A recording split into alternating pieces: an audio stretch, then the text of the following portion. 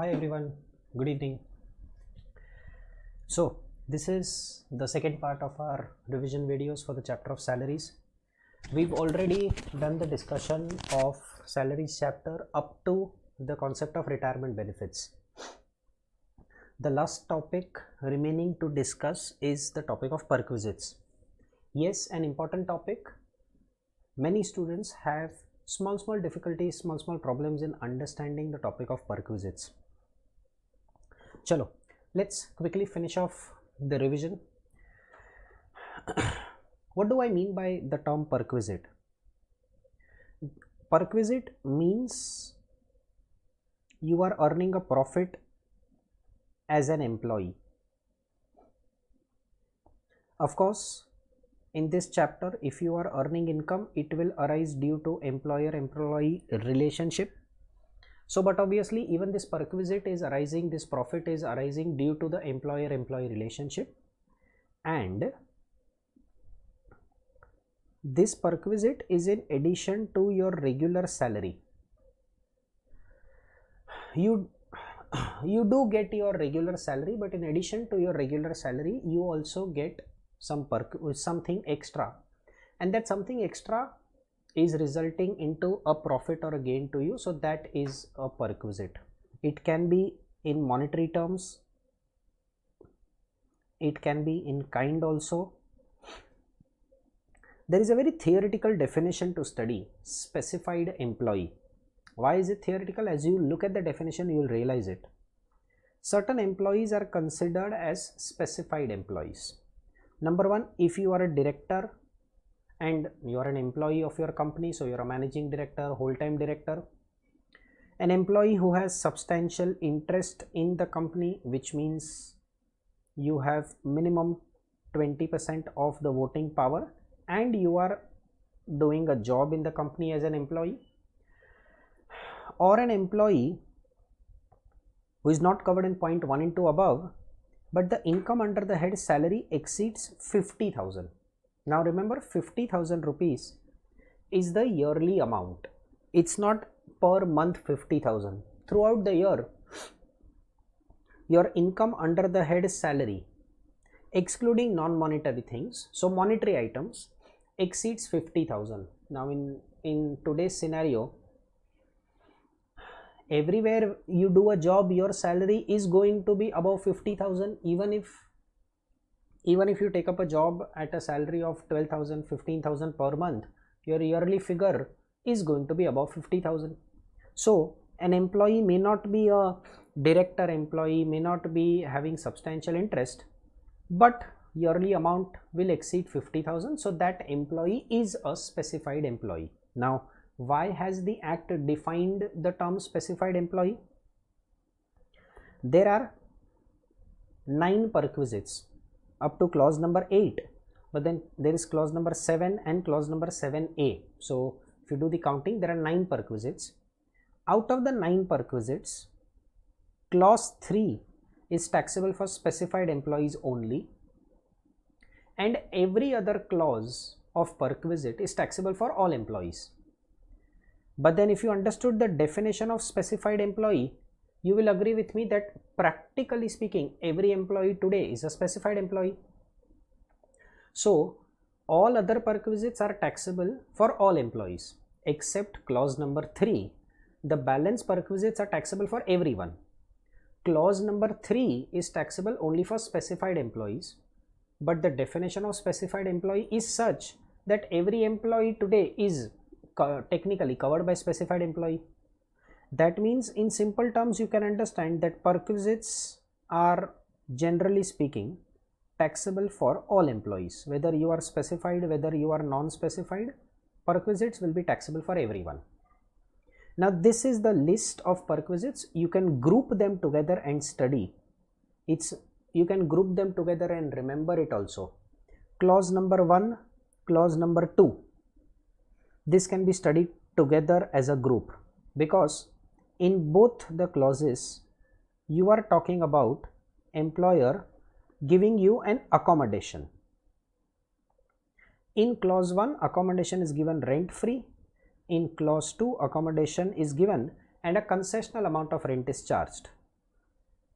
but then in both places it is accommodation that is provided. So clause 1 and clause 2 can be studied together. Clause number 3 and clause 4 can be studied together. Clause 3 is called as facility. A facility is given by the employer to the employee. Clause 4, the legal drafting of clause 4 is that there is an obligation of the employee, but it is paid by employer. But of course, if there is a liability, if there is an obligation, if there is a payment of the employee, it will be paid or borne by the employer only because of the employer-employee relationship. So because of this relationship, my employee is deriving a profit, deriving a benefit, that an amount that employee had to pay, instead of employee paying it, employer is paying it, employer is bearing it. Many people also call this by a single term called as reimbursement. So clause number 3 is facility, clause number 4 is reimbursement. Clause 5, it says any amount payable by the employer for the life insurance of the employee, or if the employee wants to earn something called as annuity, monthly income from someone, monthly income from an insurance company for example, and the employer deposits the amount with the insurance company. So the amount that the employer deposits as life insurance premium, as annuity payment, that will be taxable for employee. Clause number 6, ESOP allotted, that is employer is a company, and as an employer company I am giving shares to the employee. Either they are given free of cost or they are given at concessional rate. Then for the employee, this is a perquisite. 7 and 7A, these are the two amendments. In our last video, I have discussed clause number 7. Today I will be discussing clause number 7A, and clause number 8 is any other benefit provided by employer to employee. So 1 and 2 can be studied together, accommodation. 3 and 4 can be studied together, facility and reimbursement. 5, 6, they are individual independent perquisites. 7 and 7A, because of the amendment, you can study them together. 8 is your any other benefit. Chalo. As a student, what do you have to study here? As a student, for every perquisite, formulas are given. What are the formulas? The formulas are given for valuation purposes. Perquisite can be in cash, perquisite can be in kind. So what is the amount that should be brought to tax? How much amount of perquisite should be taxable? Perquisites will have to be valued, a valuation will have to be done, and for that valuation, every section, every clause, subclause, every clause 1, 2, clause number 8 have given us formulas. Accommodation, I said clause number 1 and clause number 2 can be studied together. Accommodation is given. So in simple terms, say a house is given by employer to employee. Along with house, furniture can be given. Furniture giving is not compulsory, it is optional. But if furniture is given, its value can also be added into this calculation. Less recovery from employee. If it is clause number 1, clause number 1 means rent free. So employer is not charging any rent. That means, but obviously recovery made from the employee is 0. General rule, not applicable in 100% cases. Let me also mention that clearly. But general rule applicable in most valuation concepts is that when you find the taxable amount, any recovery made from the employee will be reduced, and only after reducing it, whatever amount remains, this is going to be taxable. So as I'm repeating, this is a general rule. This will not always apply in 100% cases of perquisite valuation, but yes, in 90 to 95% cases you will be finding this thing, a recovery made from the employee is to be subtracted. Now if it is a rent-free accommodation, obviously the employer is not recovering anything. So in case of rent-free accommodation, recovery will be 0. Sorry. Yes, if the accommodation is provided at a concessional rent, then but of course some amount will be subtracted in the form of recovery. How do I find accommodation value? So this is the formula. If you are talking about a government employee, then government itself will determine something called as license fee, and all that I have to do is to take this license fee as my value of accommodation in the formula. So as a chartered accountant, I don't have to do any separate valuation. It will be done by the central government. I just have to find out government as an employer has provided accommodation to the employee. Where is the accommodation? What is the license fee amount determined by the government? And I have to just take that into the formula. If the accommodation is owned by the employer, but of course I am not talking about government employees now. If the accommodation is owned by the employer, now I will check where is the accommodation situated. Is it in a big city? Is it in a medium city? Is it in a small city? What is this? Income Tax Act has just divided it into 3 categories based on population. 2001 ka census is taken as the base. Big city means a city where a place where the population is greater than 25 lakhs. Between 10 lakhs and 25 lakhs is medium city, and less than 10 lakhs is small city. If the accommodation is owned by the employer and this accommodation that is owned, this accommodation can be situated in number 1 big city, number 2 medium city, or number 3 small city, then the taxable amount keeps on changing. Big city, it is 15% of salary, which means this figure 15% of salary will be taken here as value of accommodation. If it is medium city, it is 10%. If it is small cities, it is 7.5%. That will be treated as the value of accommodation in the formula. In simple terms, it will become taxable. But if the accommodation is hired by the employer, employer has taken it on rent, then accommodation can be situated anywhere. The city in which it is situated is irrelevant. Is it big city, medium city, small city? It is irrelevant. It's a single formula. Whatever higher charges are paid by the employer or 15% of salary, whichever is less, this will be taken as value of accommodation. It is this figure which will be taken in the formula, and that will be chargeable to tax. If the accommodation is owned by the employer, only then you have to bother about where the accommodation is located. If the accommodation is hired, then it does not matter whether the accommodation is in a big city, medium city, small city, it does not make a difference. Then it is actual higher charges of 15% of salary, whichever is less. Acha, by chance hotel accommodation is provided by employer.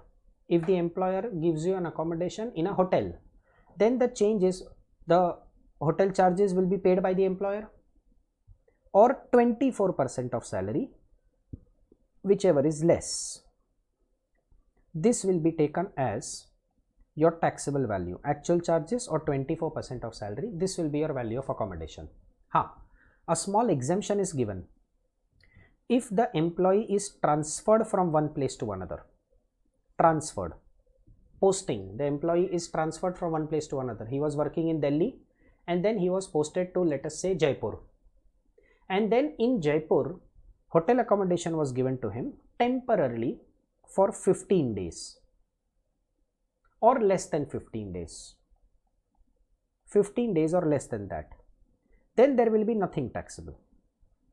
If the accommodation value, if the period for which hotel is provided exceeds 15 days, yes, then things will be taxable. But on account of transfer of employee from one place to another, if you are giving him a temporary hotel accommodation for a week, for 8-9 days, for 10 days, maximum 15 days, then nothing will be taxable. If your hotel accommodation is exceeding 15 days, then yes, taxability will arise and the entire period will be brought to tax. 15 days is not any kind of exemption. If the hotel accommodation is provided for a month, then the taxability will be for that entire month. Similarly, one small thing visualized by the section is, what if simultaneously 2 accommodations are provided? Why? Because the employee got transferred. So 2 accommodations are provided, as in one accommodation is already provided at the old place of posting, old place of job, plus he is also getting an accommodation at the new place of job. So now what do I do now? For the first 90 days, out of the 2 values, whichever is lower will be taxable.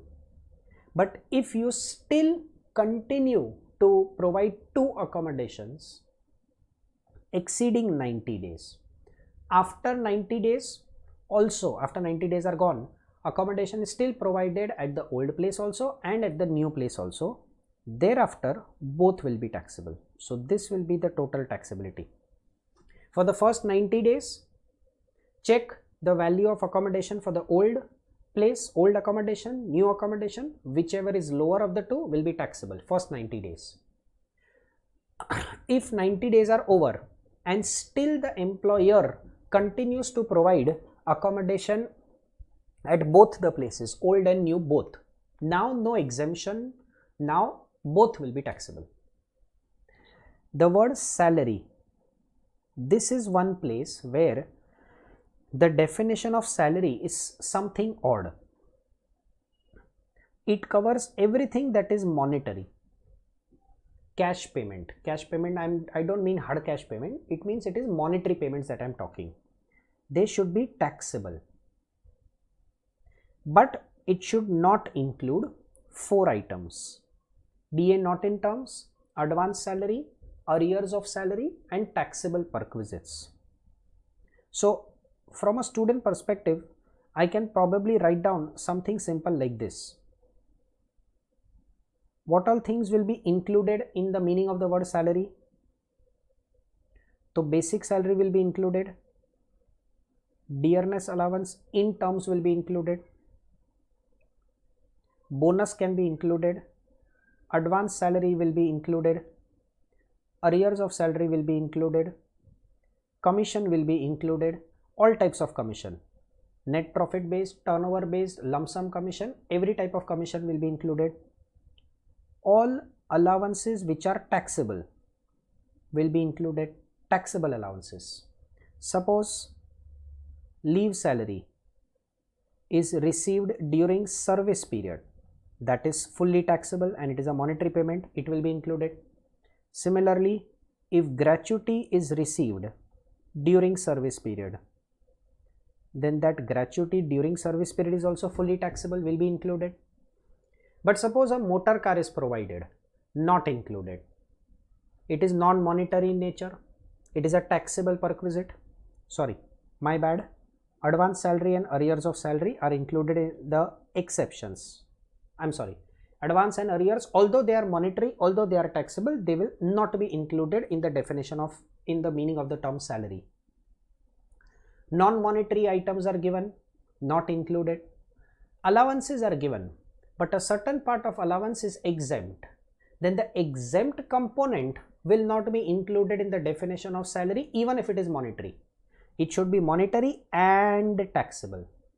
So monetary but exempt you cannot include, taxable but non-monetary you cannot include. It should be monetary in nature, it should be taxable in nature, and it should not be part of those 4 points. Then all such amounts will be included in the definition of the word salary, and that salary is used everywhere in the valuation formula. 15% of salary, 10% of salary, 7.5%, 24%. So this is the definition of that word salary. Remember, whatever we discussed in the last 10 minutes or so, that was this stuff, value of accommodation, this stuff. Suppose along with accommodation value, if furniture is also provided, then that furniture also, value of the furniture will also have to be added. Like accommodation can be owned or hired, even furniture can be owned or hired. So if the furniture is owned by the employer, 10% per annum of original cost will be taken as the value of the furniture used during the year, and for the employee that much component will be taxable. 10% per annum is purely speaking a notional figure. It is just for the valuation of perquisite. If the furniture is taken on rent by the employer and thereafter given to the employee as a perquisite, then whatever higher charges are paid by the employer, that will be taken in the formula as furnishing charges. So if I am the employer and I own a part of furniture, owned, and I give it to my employee for 8 months in a year, so take the original cost, multiply by 10% into 8 by 12, 10% per annum provided for 8 months, so 8 by 12. But if I have taken some furniture on rent from a third party and given it to my employee for 8 months, so I will pay rent for 8 months, that 8 months ka rent will be taxable for my employee as furnishing charges. Value of accommodation, add furnishing charges minus recovery, balance taxable. If it is rent free, recovery will be 0. Furniture, 2 possibilities, owned or hired. Accommodation, broadly speaking, 2 possibilities, government, non-government. And in non-government, 2 further possibilities, owned, hired. Maybe a third possibility can be imagined as hotel accommodation. So first 2 perquisites, accommodation provided. Chalo, moving ahead. Clause number 3, facility. Clause number 4, employee's obligation. A common thing, not a common thing I would say, rather than that, let me put it in a different way. If it is facility that is provided, then the bill amount will be in the employer's name. But if I am talking about clause number 4, employee's obligation, then the bill will be in the employee's name. That is why it is employee's obligation. One thing that is common and it's easy to understand, in both clause number 3 and clause number 4, in both of them, the expenditure will be incurred by the employer only. So as an employer, it is my bill, it is bill in my name. I am paying the bill, but I am giving that thing as a facility to my employee. Then it is subject to tax under clause number 3. But if I am talking about employee's bill, he is supposed to pay it, but I pay it out of employer-employee relationship, then it is taxable for my employee under clause number 4. Most frequently asked in clause 3 and 4 are 3 things. One is education, the other is motor car, and the third one is medical treatment. In your exams, these are the 3 perquisites very frequently asked. Education. If it is for employees' education, then the perquisite is fully exempt for the employee. Nothing is taxable Logic being very simple, that the benefit of that education will be derived by the employer. By educating my employee, it is the employer who is eventually going to derive the benefit. So that training expense, that education expense for my employee, fully exempt for employee, employer is bearing it. Whether it is reimbursement, whether it is facility, does not matter. Acha, if the education is for any other household member, family member of employee, then the formula is very simple. Cost to the employer minus recovery from employee. I told you recovery is always subtracted in the valuation method. Whatever employer has incurred as cost minus amount recovered, balance amount is taxable. If it is of facility provided, and the facility is provided for children of the employee, specifically written children, start with market value. Market value of education facility in a similar type of institution in a nearby locality. Subtract an exemption of maximum 1000 per month per child. Subtract recovery, balance amount is taxable. But if you are talking about any other member of household, which means I am not talking about children of employee, maybe I am talking about the brother of employee, the sister of employee getting education facility, then the formula is absolutely identical. The only difference is there is no exemption available. Market value minus recovery. The exemption of 1000 per month per child, which means when I say per child, it means child of the employee. Exemption is available only if the education facility is provided to the child of the employee. If the education facility is provided to any other family member, no exemption at all. Then take the market value, subtract the recovery. If it is provided to children, market value minus 1000 exemption minus recovery. Now, relating to this 1000 ka exemption, there is another point of view which institute adopts. There are two ways of interpretation. One method is education facility is exempt up to 1000 rupees per month, up to 1000 it is exempt, extra becomes taxable.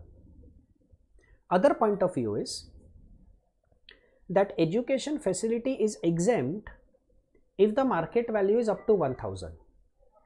If the market value is above 1000, exemption is 0.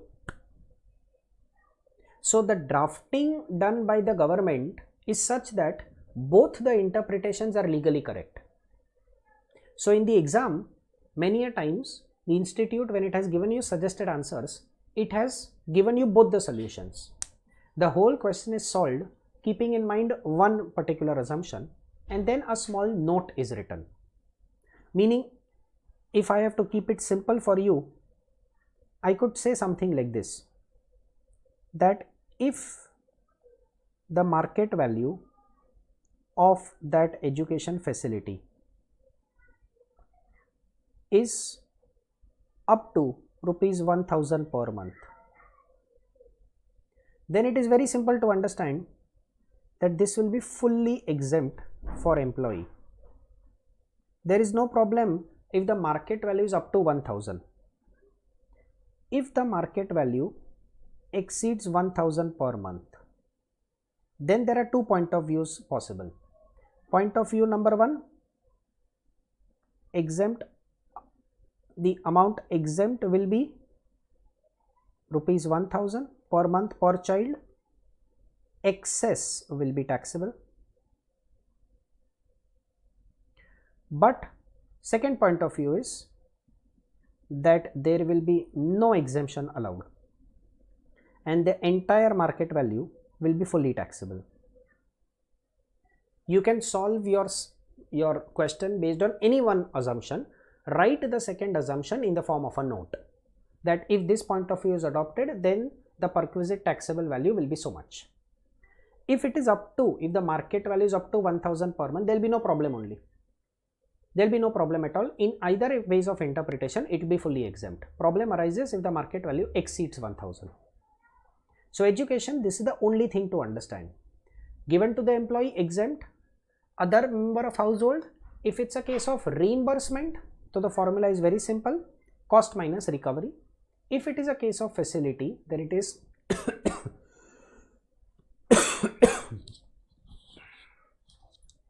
if it's a case of a facility, then it is market value minus exemption if given to children, otherwise no exemption, minus recovery. Chalo, a complicated one, motor car. Complicated because motor car can be owned by employee or owned by employer. In each situation, I can have further two scenarios.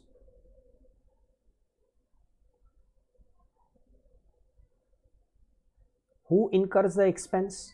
Incurred by employee or incurred by employer. And then there are three further possibilities existing. Car is used fully for official purpose, fully for personal purpose, or partly for official as well as personal. Now, a very simple thing to remember, perquisite of motor car, whatever portion of motor car is official usage, this will be exempt. If the motor car is for personal usage of employee, official usage by the employee, so employee uses the motor car for official purpose, then the perquisite is fully exempt.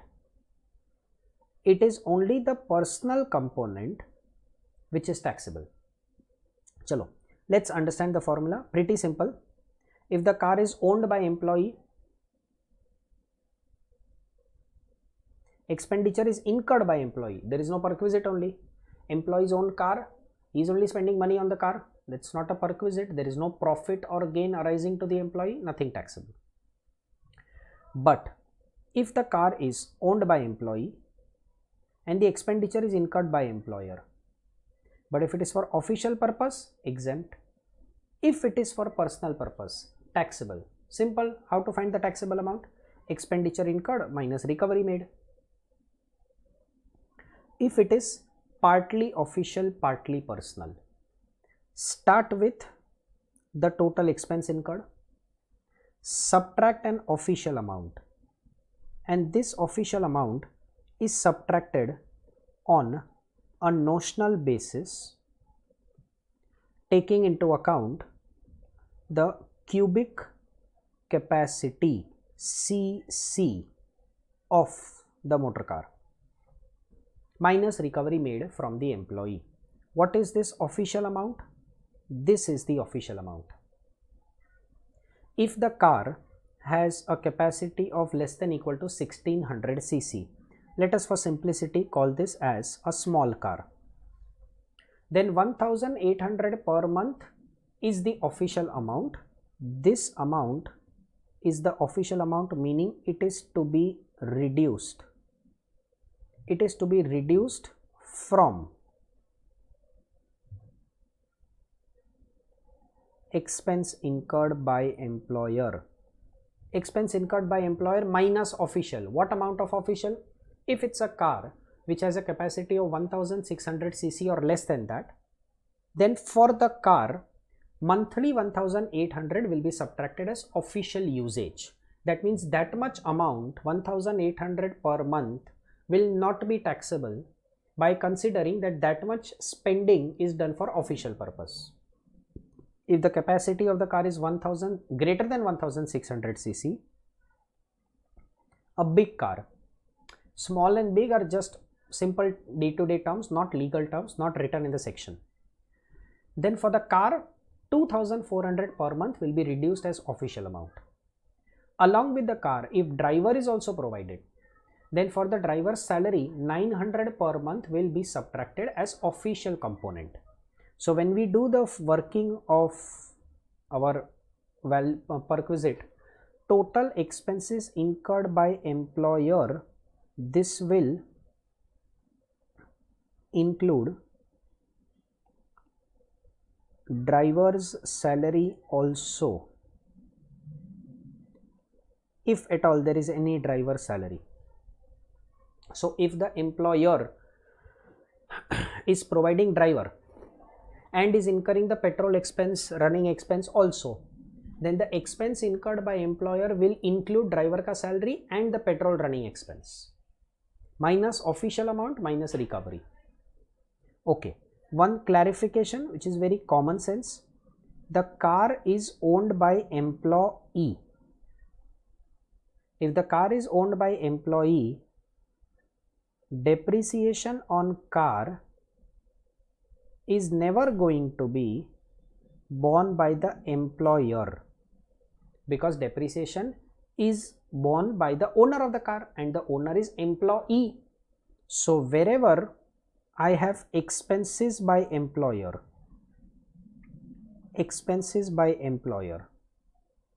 that expense by employer is never going to include depreciation on car. Why? Because the owner is employee. Remember, this is not a general thing for the entire perquisite of motor car. This is specific to a situation. If the car is owned by employee, depreciation will never be borne by employer. So the expenses incurred will be normal running expenses, petrol expenses, repair maintenance expenses, driver salary, never depreciation. Now, if the car is owned by employer himself, then the expenditure incurred by employer, this will include definitely depreciation on the car. Now my situation looks like owned by employer, but expenditure is incurred by employee. Official usage, we just understood, not taxable. Personal usage, two amounts, driver salary and depreciation, will be considered. Only these two amounts will be considered for a very logical reason. These are the two amounts,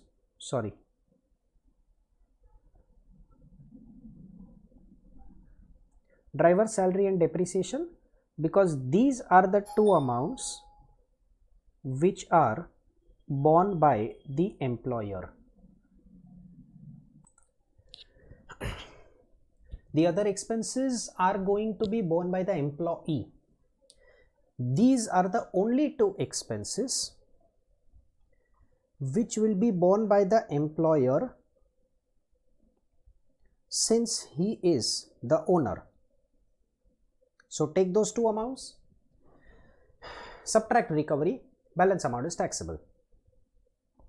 Now if it is partly personal, partly official, here the government has done a very sensible thing.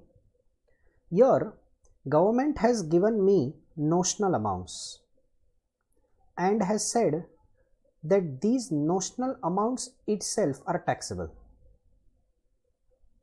So if the car is a small car, monthly 600 is taxable.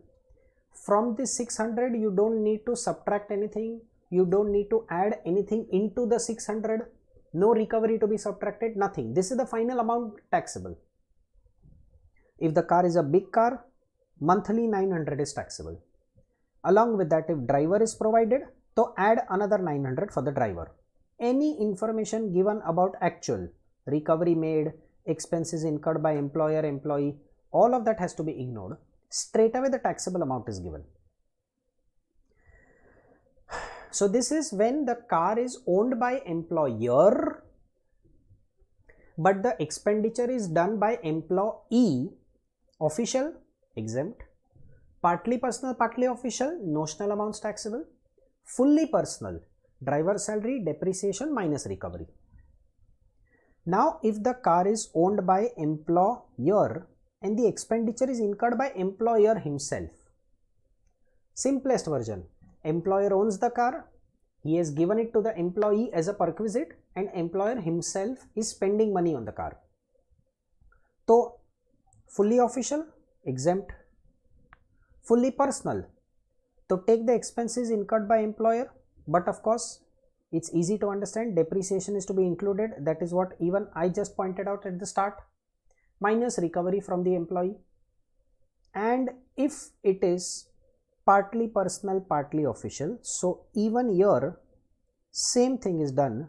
Notional amounts are given by the government. Income Tax Act has given notional amounts, saying these notional amounts are taxable. Small car 1600 rupees per month taxable, big car 2400 taxable. If a driver is provided, add another 900 rupees per month for the driver. That itself is the amount that is taxable. So this table will help you to precisely revise the perquisite of motor car. Moving ahead, the last perquisite of medical treatment. Now this is divided into two parts. Medical treatment that is done in India or medical treatment that is done outside India. If the medical treatment is done in India, and I am talking about a perquisite, so but obviously one thing goes without saying, that the expenditure is incurred by the employer. In fact, I can write down one more thing. Whose medical treatment are we talking about? Either the employee or any of his family member. But the expenditure is incurred by the employer, so but obviously it's a perquisite. Now if the treatment is provided in India, majority of those perquisites are exempt, not taxable, not taxable, not taxable. So as a student, what you have to remember is, what are the situations in which the perquisite is not taxable? If that hospital, clinic, dispensary where treatment is being provided is maintained by employer, number one, or is a government hospital maintained by government, central government, state government, local authority, or it is a hospital which is approved by the Chief Commissioner of Income Tax, then the employee enjoys an exemption. Whatever expenditure is incurred by the employer is fully exempt for the employee. Treatment is provided in a hospital owned by employer. You are working in, you are doing a job in Jaslok Hospital, you are doing a job in Dhirubhai Ambani Hospital, Kokilaben Ambani Hospital.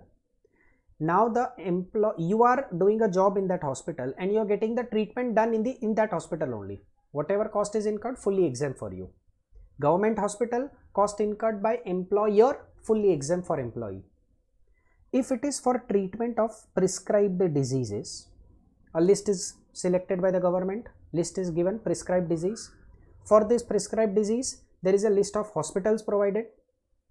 If you get treated in those hospitals for the specified prescribed disease, whatever expenditure is incurred by employer, fully exempt for employee.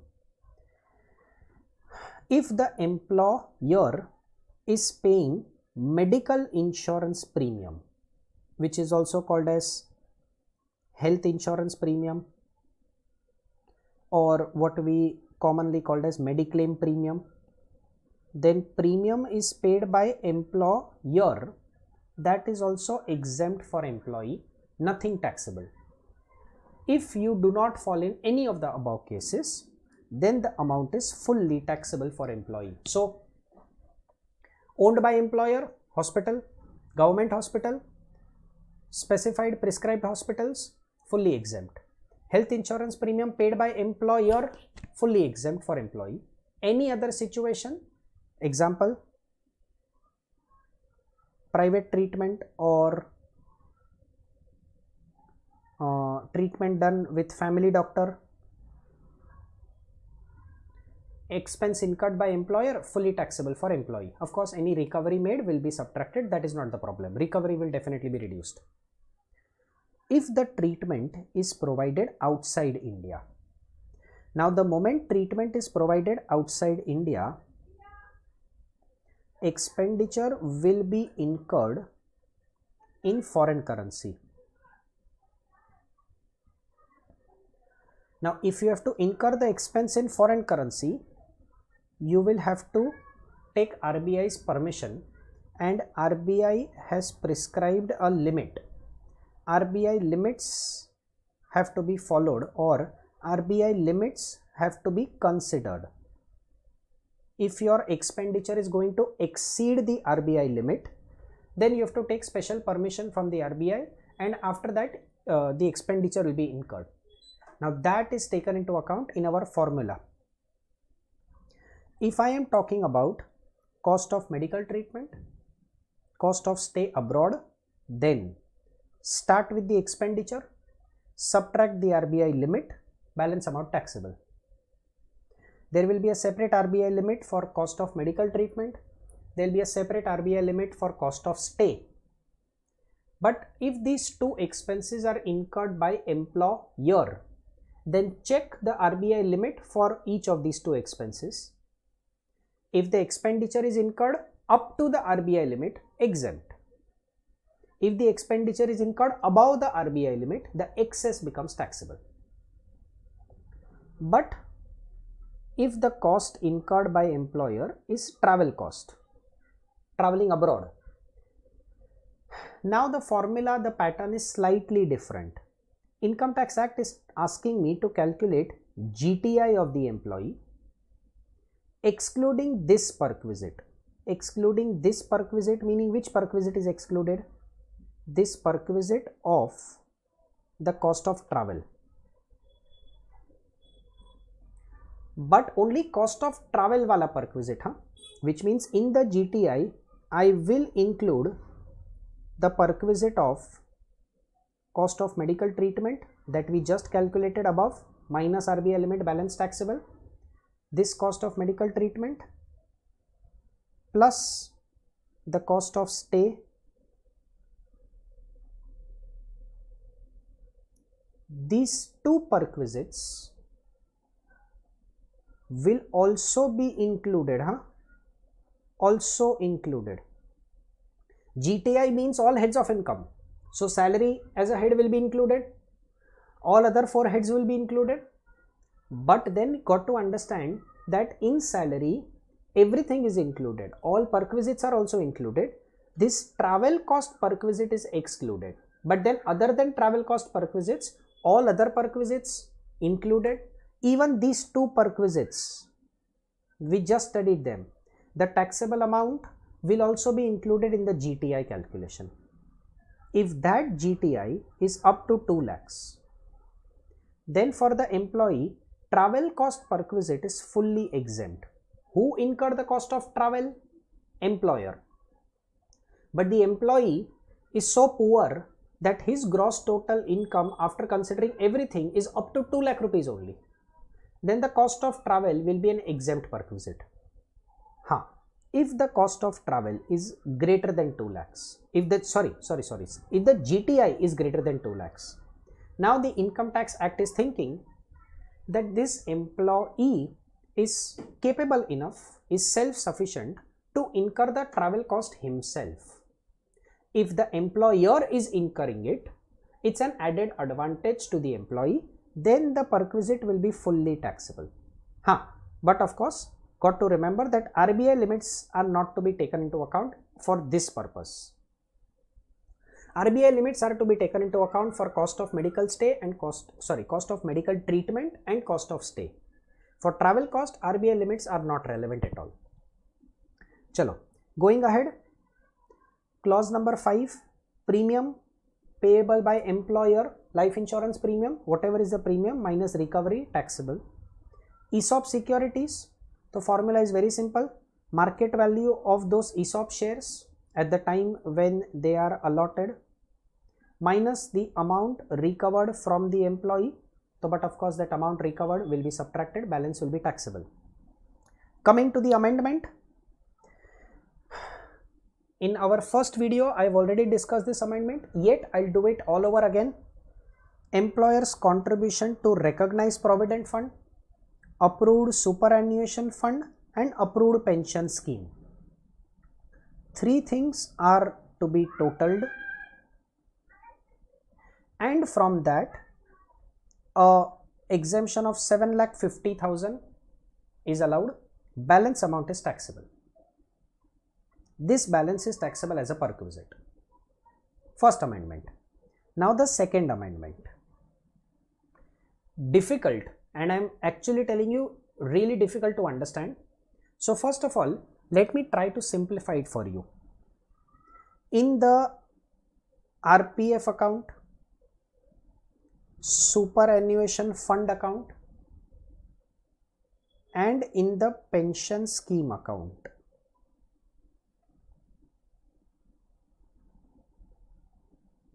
in all these three accounts, every year there will be interest that is credited.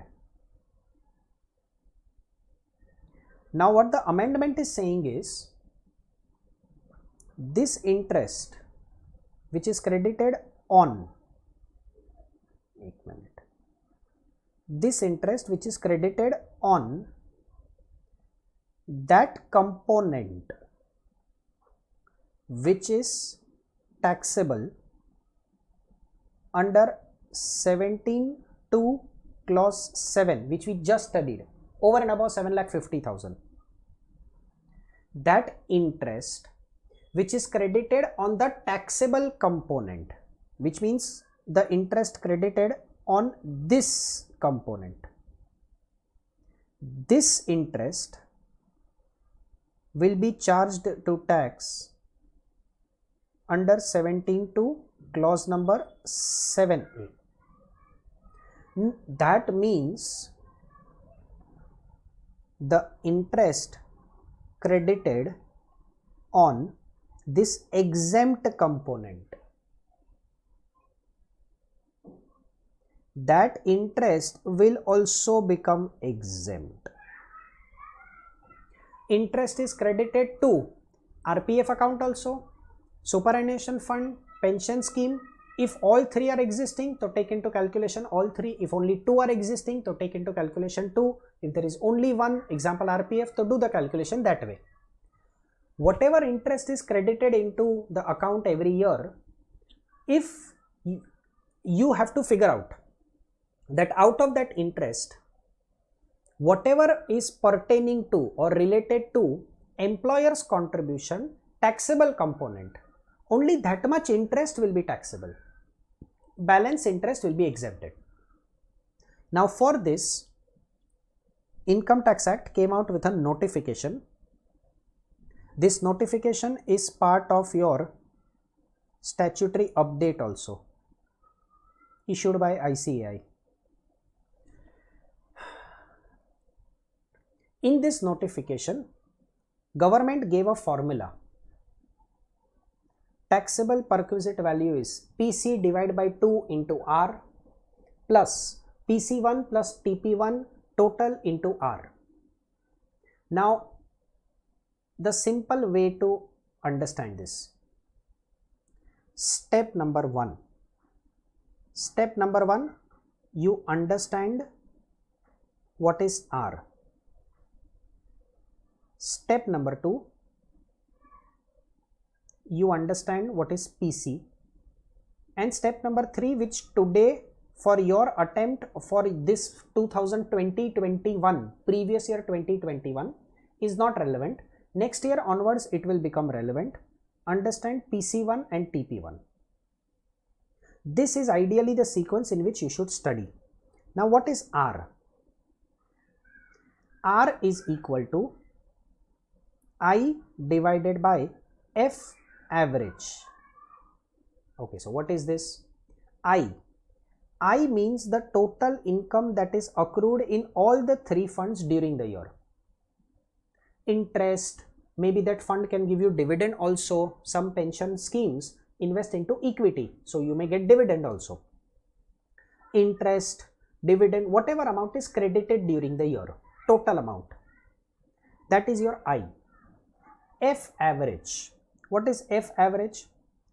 Opening balance in the three funds at the start of the year plus closing balance in the three funds at the end of the year divided by 2. Just a word of caution here. it is easy to understand. This is opening balance plus closing balance divided by 2. Fair enough. The word of caution that I want to give is, remember that when you calculate closing balance, this closing balance will be opening balance in the fund at the beginning of the year plus employer's contribution plus employee's contribution, but the interest dividend that has been credited, that amount will not be included in the closing balance. Now this is something that may not be clear in your minds ekdam se. So understand one thing, sir, every year closing balance 31st March will definitely include the interest credited during the year. Agreed, but please understand the context in which you are calculating closing balance. You are going to take opening plus closing and call it as F average. Then you will take the income, interest, and divide it by the average. This interest divided by F average is going to give you an average rate of interest. That means R. And you are going to take this R and you are going to multiply it by something. So, but obviously the R cannot, in the calculation of R, you cannot include interest because R is the average rate of interest. And therefore, if you understood this small mathematical concept, your closing balance cannot include the interest, the dividend that is credited. It will include the opening balance. It will include the employer's contribution. Please also remember, you have to include employee's contribution also in the closing balance calculation. This perquisite calculation, please pay attention guys, this perquisite calculation that we are doing under the new thing, clause number 7a, this is calculation done on the employer's contribution only, that too the taxable component. But in the closing balance, even employee ka own contribution will be there in the fund. So when you calculate the closing balance, include 3 items: opening, employer's contribution during the year, employee's contribution during the year, that is closing. Closing plus opening divided by 2 gives you average. Income divided by average expressed as a percentage will give you average rate. Then step number 2, understand PC. What is PC? PC is total employer's contribution to the 3 funds, which is in excess of 7,50,000. That means, I think if a student can simplify this, this is what is taxable under section 17(2) clause number 7, the new one that has been inserted. And this PC, observe this, this PC is taken, it is divided by 2 and multiplied by the average rate. So the contribution is made every month, so it is spread throughout the year.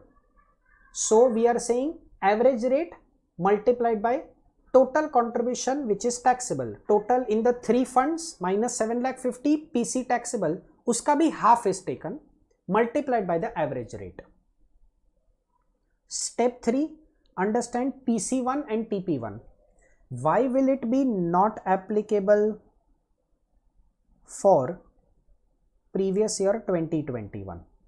The reason, this clause number 7a, this has been inserted into the budget with effect from our year previous year 2021.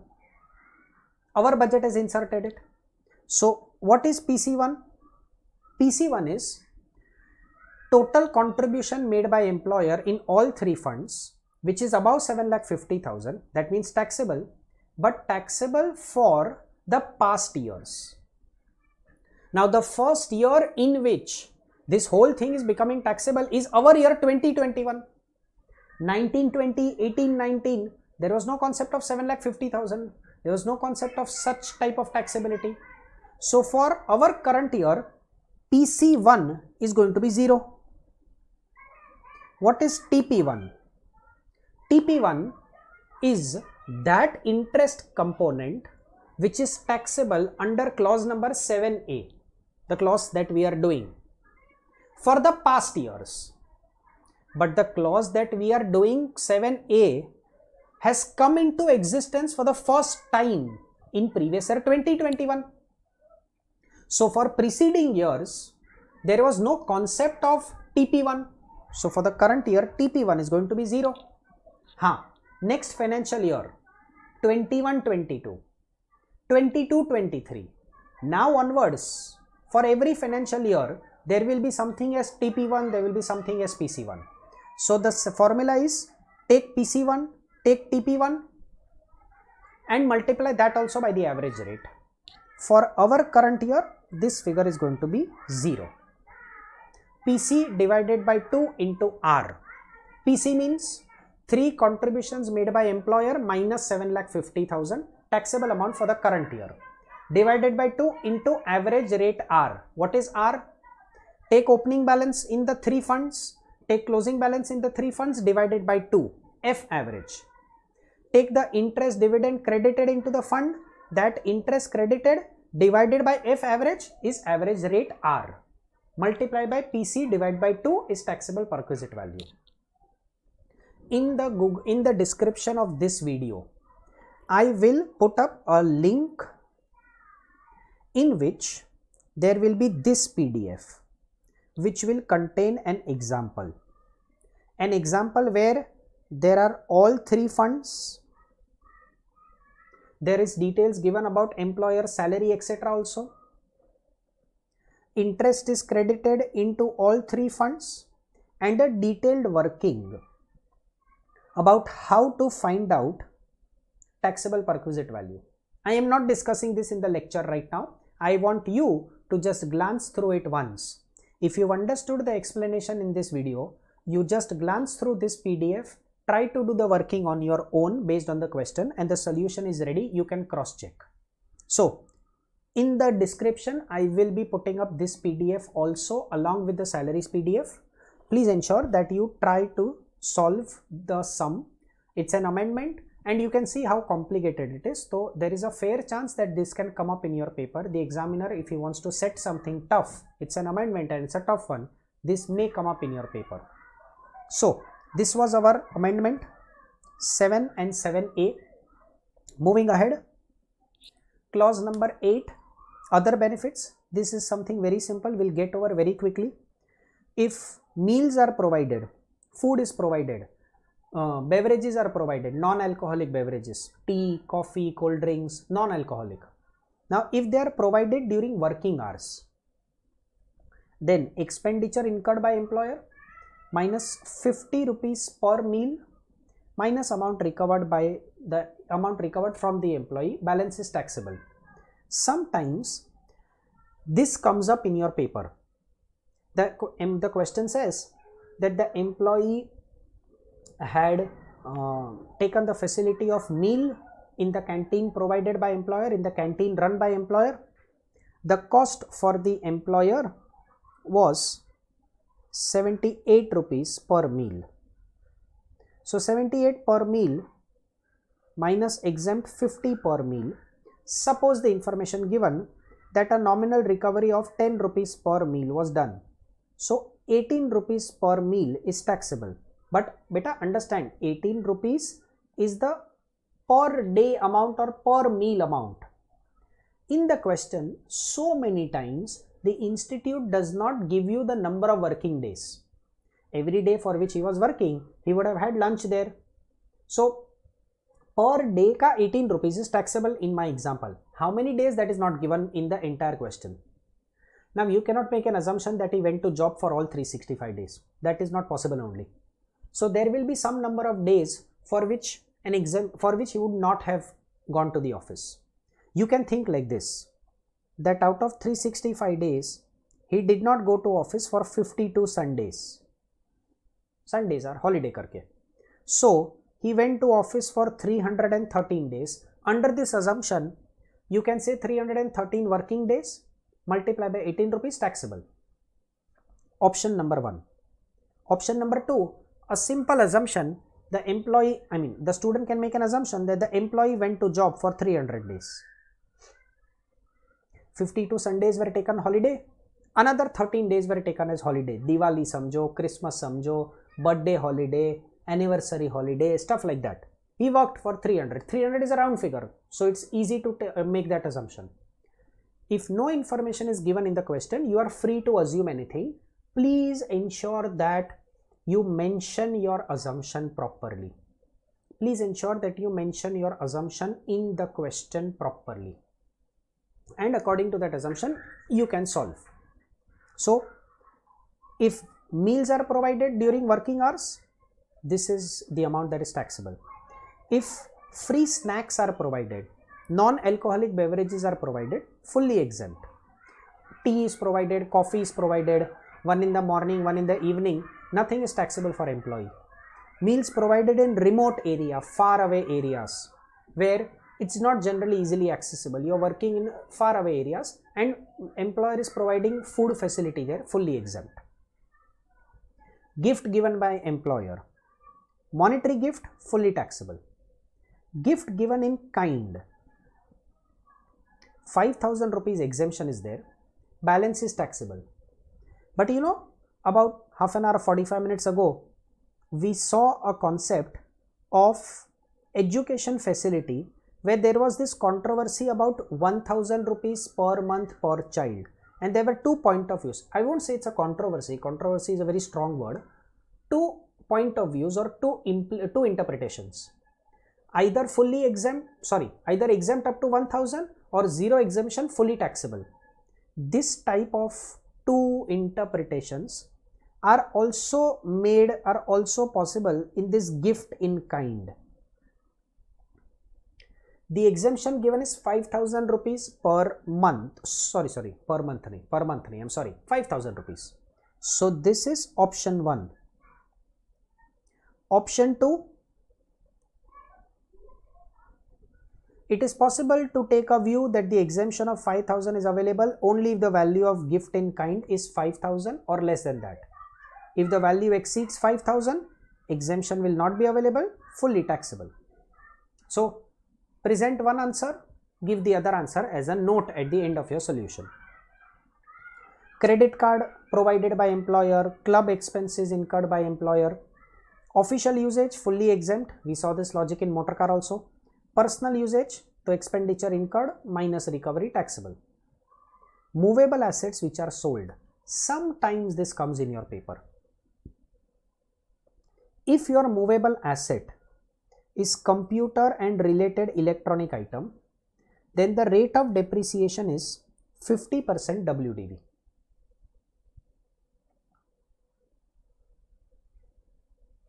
If it's a motor car, it is 20% WDV. Please understand, I am not talking about motor vehicle. Nah, I am talking about motor car. It's not motor vehicle, it is motor car. Any other asset, it is 10% SLM. The common feature, notional depreciation is to be calculated for completed years. Completed years meaning, if the employer used the asset for 3 years, 4 months, 12 days, then this component of 4 months and 12 days will be ignored. Depreciation will be calculated for 3 years only, and this is pure notional depreciation. It is not depreciation for doing accounting, it is not depreciation under the head PGBP, nothing. This is depreciation simply to find the perquisite value taxable. That's it. That value taxable, for that purposes we are calculating this depreciation, therefore it is called as notional depreciation. Start with the actual cost, subtract notional depreciation, a term used estimated cost. Less recovery made from the employee, balance amount becomes taxable. So all that a student has to remember here is, I am talking only about sale of movable assets. In fact, it is very common sense, but let me also write this. Let me not leave anything to assumption. If there is sale of an immovable asset by employer to employee, then for the employer, the head of income will be capital gains, and for the employee who is purchasing, there may be a situation of inadequate consideration. And so if you've seen the video, you will easily recollect it. It will be taxed as IFOS section 56(2) clause number 10. If it is sale of movable asset, then perquisite is attracted. Movable asset, then it is perquisite. That means then the head of income will be income from salary, and the concept of IFOS will not come into picture. IFOS will not be brought to tax. I mean, income from other sources will not be subject to tax here. Then it is the concept of salary. Subtract notional depreciation, get a figure called as estimated cost, subtract recovery, balance amount is taxable. Instead of sale, if it is use of movable assets, then the formula is pretty simple to understand. If the following assets are given, laptop, computer, cell phone, telephone, then they are given for official usage, and official usage has to be exempt. If they are other assets, we've already seen this formula. Owned by employer, 10% of original cost. Hired by employer, actual hire charges. If you can correlate, this is identical to section 17(2)(1) furnishing charges. In furnishing charges also the same formula was prescribed, absolutely same formula. If my employer is providing accommodation plus furniture, then the section under which it will become taxable is 17(2)(1) if it is rent free or concessional rent, clause 2. If it is only furniture provided, that means no accommodation is provided. Now it's common sense beta, that if there is no accommodation provided, 17(2)(1) or 17(2)(2) is not applicable. Then if it's only furniture, it will be covered by 17(2) clause number 8. But the valuation formula still has to be the same only. Valuation formula is owned to 10% per annum, hired to actual hire charges paid by employer, subtract the amount recovery, balance amount is taxable. This brings me to the end of revision of the chapter salary. It's a small thing for study purposes that I have mentioned. Throughout the chapter, at multiple places, the word salary has been used. Today's lecture, we saw the word salary in accommodation value, monetary plus taxable, except those 4 items. POGA, it means total DA is taken in terms, not in terms, and basic salary. And everywhere else, wherever salary word is used, it is basic, DA in terms, percentage commission on turnover. Complicated chapter salary, please ensure that you study this chapter. 8 out of 10 times in a question paper, you will get a question based on salary, and it will be a comprehensive question which will have allowances, perquisites.